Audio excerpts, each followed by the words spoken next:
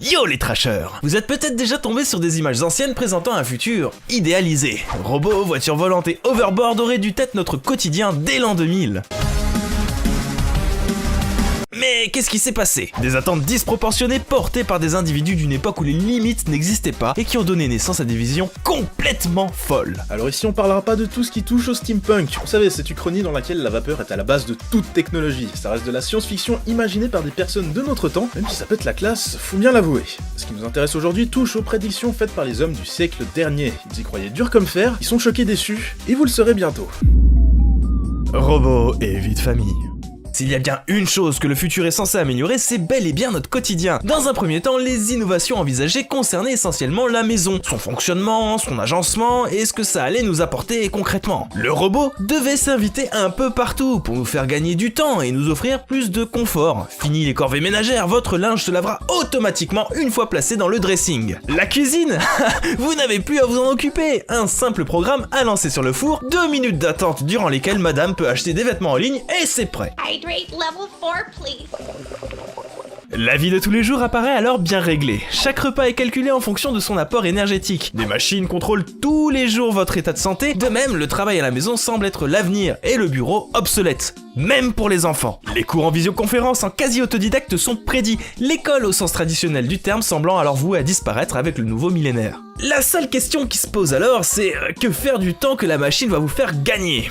La technologie, c'est marrant, mais ne nous déshumanisons pas, blablabla, les enfants ont besoin d'aller à l'école pour voir des enfants, blablabla, que va faire ma femme, blablabla, oui, parce que quand même, dans le turfu, les traditions sont intactes, madame est maîtresse du foyer. Ce qui est marrant, cela dit, c'est qu'à bien y regarder, pas mal des innovations imaginées sont aujourd'hui partie intégrante de notre quotidien. On a des applications pour checker notre santé tous les jours, l'achat en ligne par internet est banal, les conversations Skype sont monnaie courante. De mon côté, j'attends toujours le piano qui devine vos mélodies sans vous y ayez jamais besoin d'apprendre un instrument.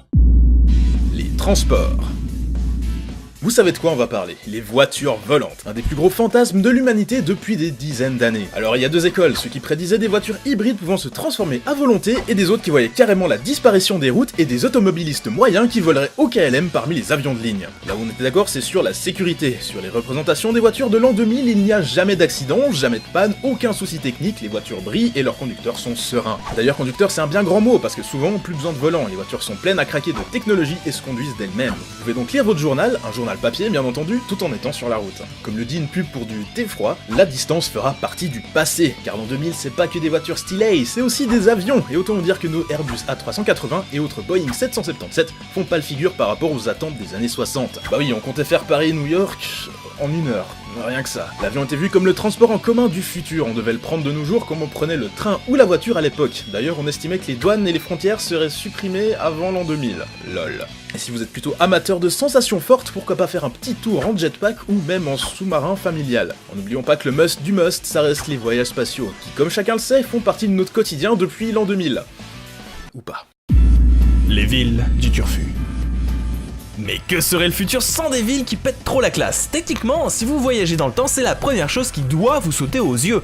Tout est différent autour de vous. C'est le futur. C'est d'ailleurs ce qui est imaginé lorsque l'on réfléchit à l'avenir. À quoi ressemblera la ville de demain? Aujourd'hui, cette question-là fait rêver. On ne compte pas les architectes qui nous imaginent le Paris de 2050. Le siècle dernier, on voyait les choses en grand. En très grand même. Tout était en hauteur et excessivement excentrique. L'inspiration majeure venait de tout ce qui touchait à la science-fiction, comme Flash Gordon. De véritables utopies urbaines sont même nées, comme des villes mobiles qui apportaient la culture aux petites bourgades, théâtres, expositions, etc., etc. On imagine alors des villes aux formes très organiques, modulables en fonction du nombre d'habitants. Ajoutez à cela que les transports sont fortement mis en avant dans ces villes fantasmées. Les routes sont repensées et le moyen de transport fait partie intégrante de l'urbanisation de demain. Enfin, s'il est une chose principale à retenir, c'est que la ville n'a plus de limite. On peut en faire partout. Sous l'eau, sur l'eau, sous terre, dans les airs, dans l'espace, sur la lune. Les progrès techniques sont des sources d'inspiration pour de nombreux architectes, mais pas que. En effet, si la ville de demain est essentiellement verticale, et dans des endroits parfois improbables,